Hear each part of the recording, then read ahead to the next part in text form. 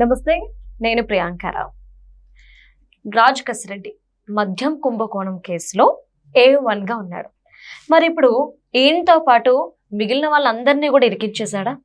అసలు కోర్టులో ఏం జరిగింది? కొంపతీసి అందరూ రాజ్ కసిరెడ్డి అప్రూవర్గా మారిపోయాడా?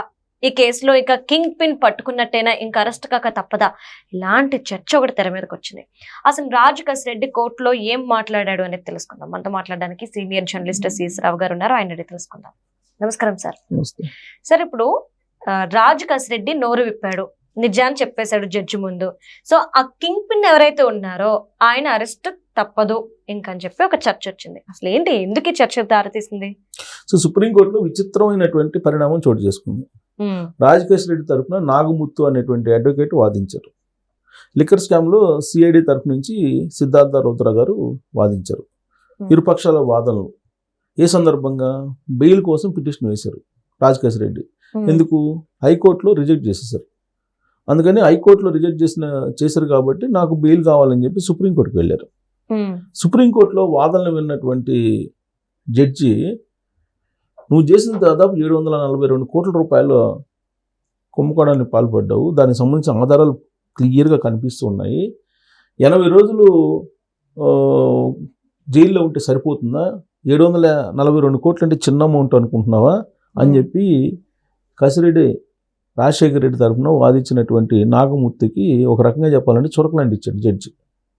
ఆయన ఏమన్నాడు, క్లాజ్ ఏం చెప్తున్నాడు రాజకేశ్వర రెడ్డి తరఫున అడ్వకేటు, మీరు ఇప్పటివరకు లిక్కర్ స్కామ్లో అరెస్ట్ అయినటువంటి శ్రీరెడ్డి భాస్కర్ రెడ్డిని కానీ, లేదా ధనంజయ రెడ్డిని కానీ, కృష్ణమోహన్ రెడ్డిని కానీ, బాలాజీ గోవిందప్పని కానీ, ఇలాంటి వాళ్ళందరినీ దాదాపు 10 మందిని మీరు ఆంక్షల నడుమ మీరు బెయిల్ ఇచ్చేశారు కదా, మిథున్ రెడ్డికి వాళ్ళందరికీ బెయిల్ ఇచ్చేశారు కదా, మరి కసిరెడ్డికి మీరు ఎందుకు ఇవ్వట్లేదు? ఇంతమందికి ఇదే కేసులో మీరు బెయిల్ ఇచ్చారు కదా, మరి కసిరెడ్డికి కూడా మీరు బెయిల్ ఇవ్వండి, బెయిల్ అని చెప్పి అడిగారు. ఆయన వాదనలో ఆ ఒక్క బలమైన కాజుని వినిపించాడు.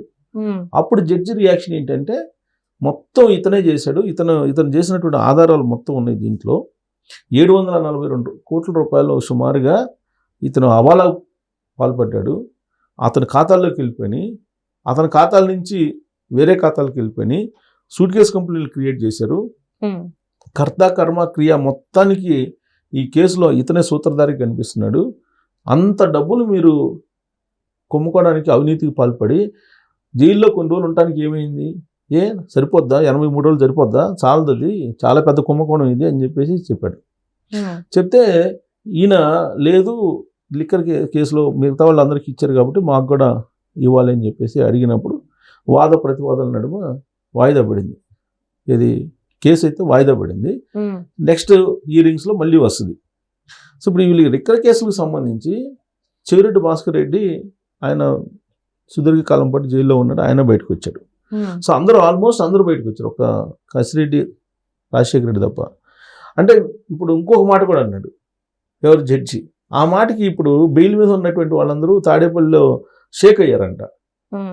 ఏందనంటే ఇప్పుడు వాళ్ళ అడ్వకేట్కి చెప్పారంట, మీరు వాదించాల్సింది వాళ్ళకి బెయిల్ ఇచ్చారు కాబట్టి నా క్లయింట్కి కూడా ఇవ్వమని కాదు, మిగతా వాళ్ళకి కూడా క్యాన్సిల్ చేయమని చెప్పి అడగండి. సో రివర్స్లో జడ్జి మిగతా వాళ్ళకి కూడా క్యాన్సిల్ చేయమని చెప్పి అడగండి మీ ఆర్గ్యుమెంట్లో, వాళ్ళకి ఇచ్చారు కాబట్టి ఈయనకి ఇవ్వమని చెప్పి కాదు, ఈయనతో పాటు వాళ్ళని కూడా ఎందుకు మీరు జైల్లో వేయట్లేదని చెప్పి అడగండి, ఈ యాంగిల్లో మీరు వాదించండి అని చెప్పేసి ఆయన అడిగారంట. అంటే ఆయన మొత్తం కేసు ఫైల్ అంతా, ఆయన ఛార్జ్ షీట్లు సంబంధించినటువంటి మొత్తం చదివితే ఆయనకు అర్థమైంది ఏంటంటే కంప్లీట్ ఆధారాలు ఉన్నాయి లిక్కర్ స్కామ్కి సంబంధించి. దాదాపు 3,500 కోట్ల స్కామ్ ఇది. ఆయన అది కూడా అన్నాడు, లిక్కర్ పాలసీని మార్చే దాంట్లో కూడా కసిరెడ్డి కీలకంగా ఉన్నారు. ఆ పాలసీని మార్చడంతో పాటు ఎవరెవరికి ఎంత లిక్కర్ ఇవ్వాలి అనే దాని మీద కూడా ఇతనే కీలకంగా ఉన్నాడు. తర్వాత ఫారిన్ బ్రాండ్స్ రాకుండా అడ్డుకున్న దాంట్లో కూడా ఇతను ఉన్నాడు. అంటే ప్రతి డిసిషన్లో, ప్రతి నిర్ణయంలో కూడా ఇతని ప్రమేయం ఉంది. కాబట్టి ఇతన్ని వదిలిపెట్టడం, బెయిల్ ఇవ్వడం అనేది కరెక్ట్ కాదు అనేటువంటి అభిప్రాయాన్ని జడ్జి వ్యక్తం చేస్తూ మిగతా వాళ్ళని కూడా జైల్లో ఏమని చెప్పేసి మీరు వాదించండి అని చెప్పి చెప్పాడు. సో దాని మీద ఈ సిద్ధార్థ రుద్ర గవర్నమెంట్ వైపు నుంచి సిఐడి తరఫు నుంచి ఆయనకు ఉన్నటువంటి ఎవిడెన్స్లు అవన్నీ కూడా ప్రొడ్యూస్ చేశారు. సో దీంతో కేసు అయితే వాయిదా పడింది. తర్వాత నెక్స్ట్ పరిశీలిద్దాం అన్నట్టుగా వాయిదా వేశారు. ఇది ఇక్కడ మొత్తం లిక్కర్ స్కామ్కి సంబంధించి ఈ కీలక దశలో ఉంది. సుప్రీంకోర్టుకి బెయిల్ని హైకోర్టు ఇచ్చినటువంటి కొట్టేసినటువంటి బెయిల్ మీద సవాల్ చేసి అక్కడికి వెళ్ళారు. సో దాంట్లో సుప్రీంకోర్టు అది ఉంది. ఇది చంద్రబాబు నాయుడు గారు ఢిల్లీ వెళ్ళారు, అమిత్ షా గారితో కలిసారు. ఖచ్చితంగా దీనికి సంబంధించిన అప్డేట్ ఉంటుంది. ఎందుకంటే దీనికి సంబంధించినటువంటి చర్చ ఖచ్చితంగా జరుగుతుంది లిక్కర్ స్కామ్కి సంబంధించి. ఇప్పటి వరకు అది ఒక కొలిక్కి వచ్చేసింది. సిఐడి వాళ్ళు దాన్ని ఒక కొలిక్కి తీసుకొచ్చారు, విచారణ మొత్తం చేశారు. అంత పకడ్బందీగా ఛార్జ్షీట్ వేయబట్టే సుప్రీంకోర్టు ఆ విధంగా వ్యవహరించింది. సిద్ధార్థ రుద్ర బలమైనటువంటి వాదనలు వినిపించగలిగాడు. ఇంక ఫైనల్ ఎవరిని టచ్ చేయాలి, అసలు మొత్తం ఈ పాలసీ మార్చమని చెప్పింది ఎవరు మార్చమంటే మీరు మార్చారు, అది కదా రావాల్సింది. అది రావాలి. ఇప్పుడు అది రావాలంటే ఇప్పుడు కసిరెడ్డి ఏమంటున్నాడు, మీరందరూ బెయిల్ మీద వెళ్ళిపోయారు, నన్ను ఒక్కడిని జైల్లో పెట్టారు, కాబట్టి ఎవరు ఈ పాలసీ మార్చమన్నారు, అసలు ఈ లిక్కర్ స్కామ్కి ఎవరు పాల్పడమన్నారు, ఇవన్నీ నేను చెప్పేస్తానని ఒక యాంగిల్లో ఈ మధ్యకాలంలో ఇక్కడ హైకోర్టుకు హాజరైన సందర్భంగా కూడా వార్నింగ్ ఇచ్చాడని చెప్తుంది. తాడేపల్లిలో ఉన్న పెద్దలకు చెప్పండి, నన్ను ఒక్కనే జైల్లో ఉంచేసి మీరందరూ బయటకు వెళ్ళిపోయారు, మొత్తం ఉన్న విషయాన్ని నేను చెప్పేస్తానని చెప్పి తాడేపల్లి పెద్దలకు చెప్పండి అనేటువంటి వార్నింగ్ కూడా ఆ మధ్యకాలంలో కసిరెడ్డి ఇచ్చారు. వార్నింగ్ అంటే అప్రూవర్గా మారడానికి సిద్ధంగా ఉన్నాడు. ఇప్పటికే ఈ కేసులో అప్రూవర్గా ఇద్దరు మారారు. ఒకళ్ళు వాసుదేవ్ రెడ్డి, రెండు ఆ మేనేజర్ ఒక అతను ఉన్నాడు, ఏది ఎక్సైజ్కి సంబంధించినటువంటి మేనేజర్ అతను ఇది ప్రసాద్ ఏదో ఉంది. వాళ్ళకి అతనికి ప్రమోషన్ ఇస్తానని చెప్పి మాయలో పెట్టి ఆ మొత్తం ఈ పాలసీ మార్చడానికి అతన్ని ఉపయోగించుకున్నారు. సో వీళ్ళిద్దరూ అప్రూవర్గా మారారు. అప్రూవర్గా మారి ఏం జరిగింది అనేది చెప్పేశారు. కాబట్టి అప్రూవర్గా మారారు కాబట్టి వాళ్ళు అరెస్ట్ లేదు, లేదంటే అరెస్ట్ చేసిన వాళ్ళని కూడా. ఫస్ట్ అసలు Vasudev Reddy AP barrage corporation MD ఆయన ఇళ్లలో, హైదరాబాద్లో ఉండే ఇళ్లలో వీటిలో రైడ్ చేశారు అప్పుడు సిఐడి వాళ్ళు. ఆయన ఇచ్చినటువంటి సమాచారం మేరకే మొత్తాన్ని ఇన్వెస్టిగేషన్ చేశారు. ఆ తర్వాత సాయిరెడ్డి గారు ఇచ్చినటువంటి లీక్ ప్రెస్ మీట్ పెట్టి మొత్తం కసిరెడ్డి దగ్గర ఉంది మొత్తం వ్యవహారం అని చెప్పి దాని మీద విచారణ చేశారు.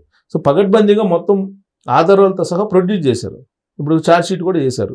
సో ఈ పరిస్థితుల్లో ఆయనకి బెయిల్ ఇవ్వటం అనేది కష్టం, బెయిల్ ఇవ్వకూడదు అనేటువంటి అభిప్రాయంతో జడ్జి అయితే ఉన్నాడు.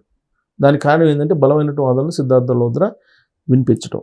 కాబట్టి ఇప్పుడు బయటకు వచ్చినటువంటి వాళ్ళ బెయిల్ కూడా రద్దు కావడానికి అవకాశం ఉందనేది ఇప్పుడు న్యాయ నిపుణులు చర్చించుకుంటున్నారు. మరి అవుతాయా అని అంటే అయితే మాత్రం అందరూ మళ్ళీ జైల్లోకి వెళ్ళాలి. Right. Thank you so much sir.